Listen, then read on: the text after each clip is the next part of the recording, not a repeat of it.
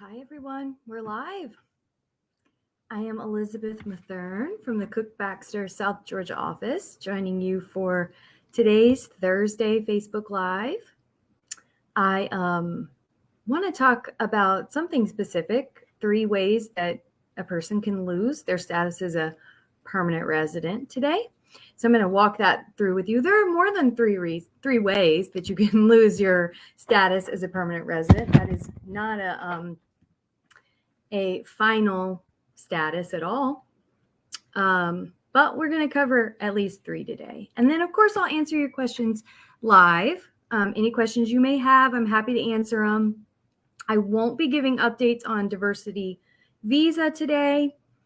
I will mainly just be talking about the, permanent resident status. We get a lot of questions about this in the office. Maybe I can shed some light. And also, hopefully, maybe prevent you from making some mistakes that put your status in jeopardy. So you won't necessarily need to hire an immigration attorney if you don't find yourself in these circumstances. But if you do, of course, we're here to help. So I guess we will go ahead and jump right in. So one way that you can lose your status as a permanent resident is by staying out of the country too long. So as many people know this, a lot of people who have permanent residency maybe also still want to travel. They want to go back to their country of origin, stay with family. Maybe they have a sick parent that they need to help care for. There is some guidelines regarding abandonment. So if you stay outside of the country for more than a certain period of time, the government just assumes, oh, you don't really want to be a permanent resident here anymore. So if you're outside the country for 6 months, then there's a presumption that you maybe don't want to live here on a permanent basis anymore. If you are outside the country for 12 months, then there is a analysis that you have abandoned your green card. But what about in COVID times? What if you, through no fault of your own, had to stay out of the country? Like you literally couldn't get back in the country. Does that mean that you've stayed longer than 6 months or a year? Does that mean that your green card is just gone? No. We do see that the government's made some concessions regarding returning LPRs. So people with permanent residence status that were caught outside of the country due to maybe travel bans or issues getting flights or illnesses, those people should have been instructed to just, even with an expired card, attempt to return to the United States. And then what happens? Then you get an opportunity to, if you've been out of the country for more than 12 months, you'll get an opportunity to potentially go in front of an immigration judge and explain your situation. You can also explain it to Customs and Border Patrol when you're there at the border. But don't let that, put you in fear. Some people think, oh gosh, if I have to go in front of a judge or I have to talk to the officers at the border, that's going to be extremely stressful. It can be stressful, but it's not impossible. So we want you to, and we can help you with that. So we want you to feel comfortable and don't just think all hope is lost because of some circumstances that have kept you out of the United States and you're a permanent resident. Okay. Another way that you can lose your permanent residency is through, I forgot to say, if you want to try to prevent an extended period. Hi, Misham. I'm not doing diversity visa or K-1 litigation updates on this Facebook Live, but thank you for joining and hopefully something else will be helpful for you. If you know that you're traveling outside the U.S. and you're afraid that there may be some reason why you might have to stay for a long time, maybe like we mentioned before, taking care of a sick relative, or maybe you have you're very welcome, or maybe you have an assignment, a work assignment outside of the country, and you know that it's potentially 24-month contract or something like that. You can apply for a reentry permit. So before that time runs out, you can go ahead, like preemptively, let the government know what's going on. So that is definitely an option for you. Okay. You don't have to wait until you're just trying to get back in the border. You can also, I guess let's move on to the other way that you can potentially lose your green card. It's kind of interrelated with the abandonment. You can surrender your green card. There are lots of reasons why people might want to do this. Maybe they've moved out of the country and they don't want to have to report their income or file taxes with the US government. Maybe attempting to maintain residency has become too expensive. Maybe their priorities have changed. Maybe they've met the love of their life in another country and they want to live in another country going forward permanently. There are a lot of reasons. You can affirmatively abandon your residency. I know a lot of people are trying to get their residency, and many people think if I got it, I would never abandon it. But life takes, interesting turns. So there's a form for that, an I-407, where you can affirmatively abandon your green card or your permanent residency.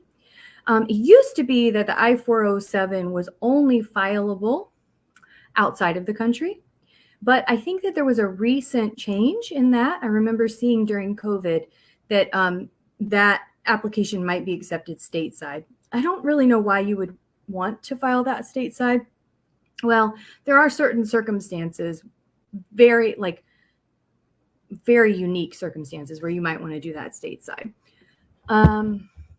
Okay, and then sometimes when someone is returning, this is where I was saying it was interrelated. Sometimes when somebody's returning from abroad and maybe they've been out for a while, the government, or maybe because of COVID or something like that, maybe it was circumstances that are totally explainable and totally not the person's fault. Maybe Customs and Border Patrol at the airport will ask the person to sign an I-407. Abandon or what is it? It's turning in your green card, right? I don't want to use too many legal jargon because I want you to be able to totally pick up what I'm saying. All right, so voluntary surrender of a green card. If you are not intending to voluntarily surrender it and CBP tries to convince you that you've lost it because you've been out too long and you're at the airport and you've been in a room for a long time and you're just tired and you want to go home, you might succumb to signing an I-407. But if you know ahead of time that that's something they might ask of you, you can be prepared for that. And know that you don't want to sign that because that will be voluntarily giving up your green card and also your right to prove that you didn't abandon your green card. Okay? All right. So Zeno, you're asking about DV 2020. I'm sure a lot of people are tuned in for litigation updates. I am not giving any updates on the DV cases, the litigation, the diversity visa lottery litigation. Mr. Kuck and the impact litigation team do updates on that on, I think, Mondays and Wednesdays. Also, make sure to follow Mr. Kuck on Twitter. There was a big hearing yesterday. I think Mr. Kuck live tweeted, and a few of the other litigation partners appearing in that hearing live tweeted. So you can go on there and see the latest about that very interesting hearing. It sounded like it was quite a circus. But I don't have any breaking news for you on diversity visa litigation. So, but thank you for asking. All right, folks, let me move on to a third way that you can potentially lose your permanent resident status. So, we see this a lot. And if you know anything about the criminal justice system in the United States, you will know that you have the right to assert your innocence, and that the government must, in theory, prove you guilty. But that asserting your rights against the big government system takes a lot of effort and a lot of time and a lot of money. So sometimes people will be accused of a crime, assert their innocence, but it's still in their best interest, maybe because of the evidence that's mounted against them. Maybe somebody said they did something, but they didn't necessarily do it.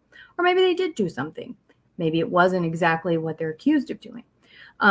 To go to court multiple times, to hire an attorney, to assert your rights, to review documents, to ask for more time to get experts, things like that.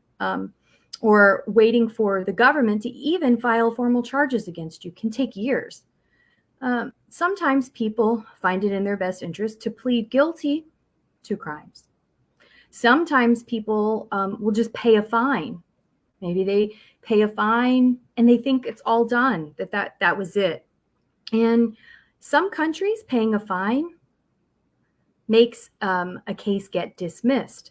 Most of the time, unless you have some sort of pretrial agreement, if you pay a fine here in the US and you pay it to the court, most of the time that is a guilty plea. And so you're convicted of a crime where all you did was just go to court and pay even a very small amount of money. So sometimes people get really confused about that. But criminal charges, criminal convictions, are a third major way to lose your status as a permanent resident. If you are convicted of a crime involving moral turpitude within the first 5 years of getting your green card, and that crime is punishable by a sentence of at least 1 year, you can lose your green card. And there's not a lot of defense for that particular set of circumstances. A crime involving moral turpitude, we sometimes call it a CIMT, big long phrase that is, a legal phrase that has a lot of meaning and can include things like shoplifting, marijuana, even small things like theft by receiving, things that people could be charged with simply a ticket and not even really think it's a big deal. Another thing we hear a lot is it was a really long time ago. If it happened within the first 5 years of you getting a green card, it could have been 50 years ago.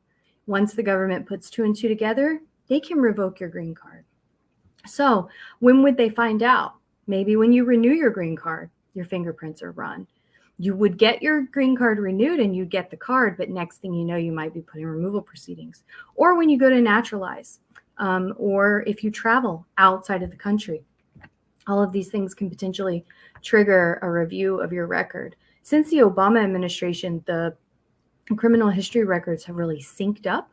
So it's a lot more likely that really old criminal convictions can still be discoverable and used against you to take away your green card. Some other ways that convictions can be used against you to take away your green card is if you've been convicted of 2 or more crimes involving moral turpitude. That's 2 crimes, completely separate offenses, separate scheme, separate facts. And that's regardless, anytime after admission and regardless of the sentence. So it could also have been like the fine that we talked about earlier. And then, of course, anybody who has been convicted at any time of an aggravated felony.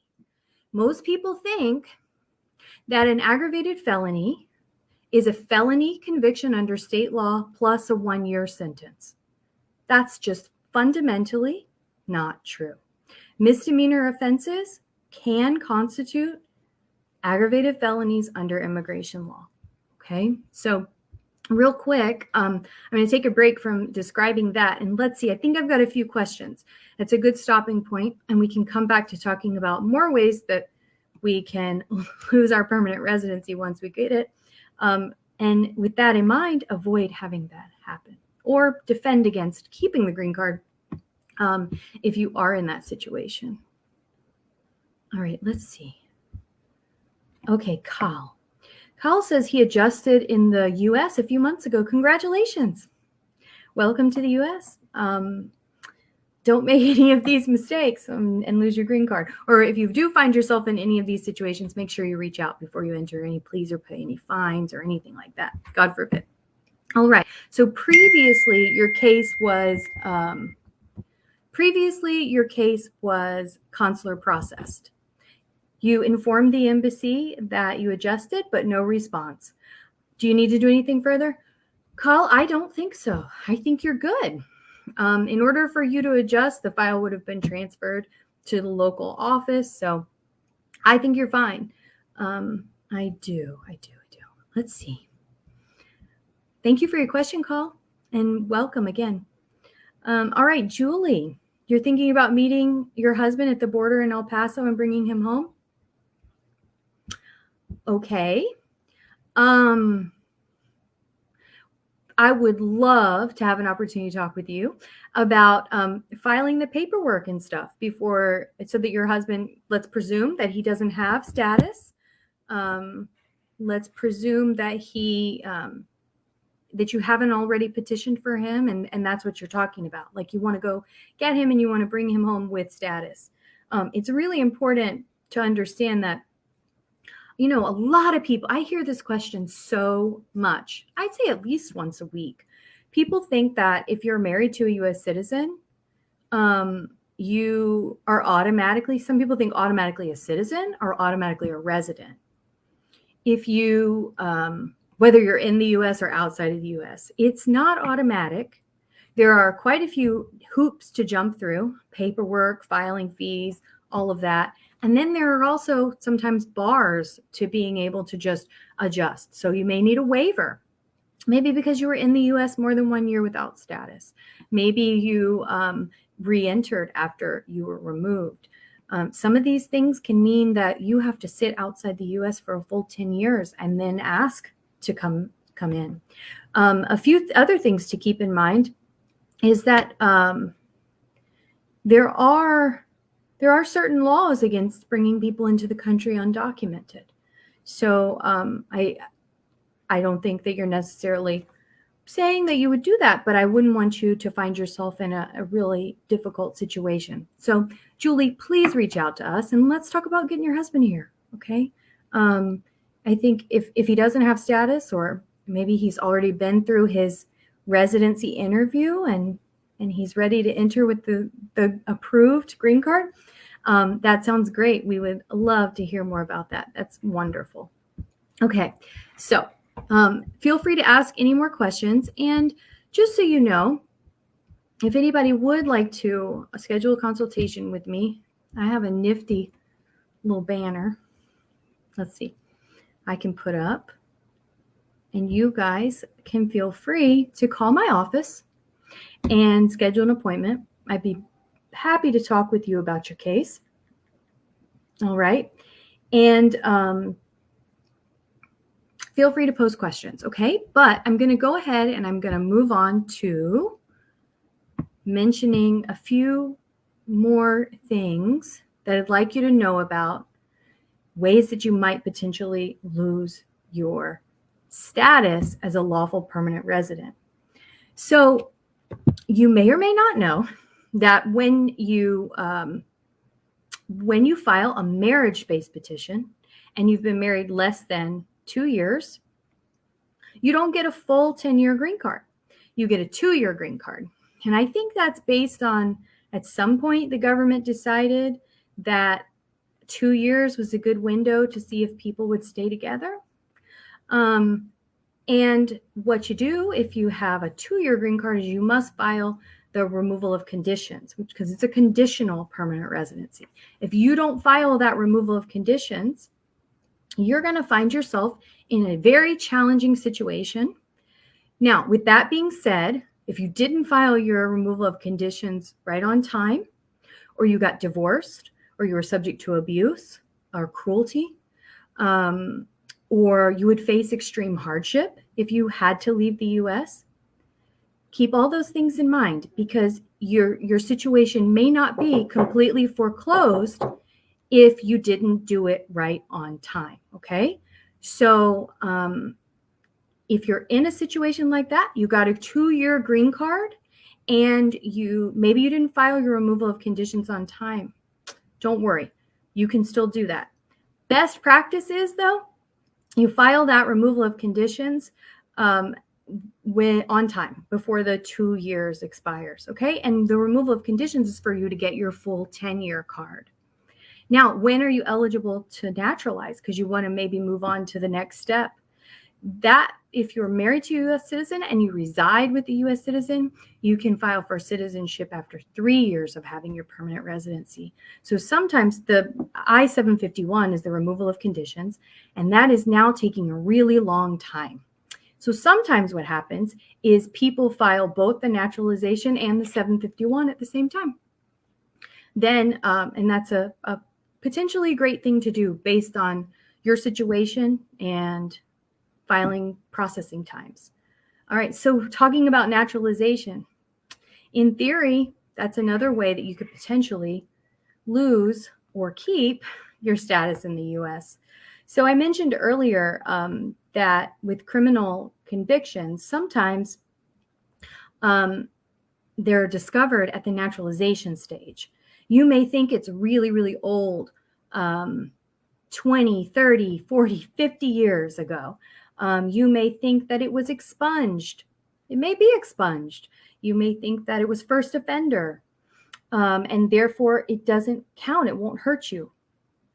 If it's an aggravated felony, under today's immigration laws, like the analysis of today's laws, which is really crazy because it may not have been an aggravated felony at the time, but now the way the statute is analyzed, it could be held to be an aggravated felony and held against you. And that is the weirdest case law.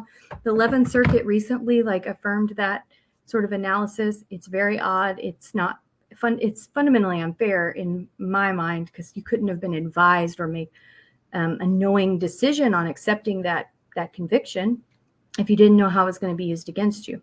So at the naturalization stage, you could find out that you're ineligible for naturalization, or even that you are at risk of losing your permanent residency. That's why it can be helpful to have an immigration attorney file your naturalization with you, or at least review your case for naturalization and help you through it if you have any concerns like that at all. I know a lot of people think once they're at the place of naturalization that they should just do it themselves. But I really do recommend that if you have anything like that we've talked about, even if it was a misdemeanor, folks, this is the biggest misconception that I find, is that if you have a misdemeanor, it can't be an aggravated felony. That is just not true. Unfortunately, we see that a lot. So, okay, folks. And then, one more thing I'll mention about naturalization and the look back period. So another category of people who are eligible to utilize naturalization are people that have been in the military during combat years. So there are certain dates, including like Vietnam, the first Gulf War, Afghanistan, where you can file for your naturalization. The look back period is shorter. The processing time is supposed to be faster. And if you were a combat veteran, there is no filing fee. You'd still run into trouble with aggravated felonies, but it is an extremely beneficial thing for anyone who's a permanent resident who fought in or served in our military during combat time. So there's no filing fee, and there's no time like the present to do something like that. We really appreciate our service members, and I think that's a kind of a lesser known statute for people to file for their naturalization. So if there's no other questions, that pretty much wraps up the ways that you can potentially lose your status as a permanent resident. I don't want that to happen to anybody. So please, if you find yourself in any of these situations, any of these concerns or questions, the best thing for you to do is talk to us before you enter into any sort of pleas, pay any fines if you're charged with a crime, anything at all, even something that was given to you in a ticket, okay? Or if you think you're going to be traveling out of the country for a long time, you might get stuck, or you want to just make sure you have that already documented, you can apply for a travel permit. So feel free to reach out to us, and hopefully we can help you with these situations. Well, thank you so much for joining me today. I am so grateful for those of you who joined and asked questions and liked and commented. I appreciate you very much. If you found this helpful, feel free to like and share and follow us. All right. Thanks so much. Take care, everyone. Bye-bye.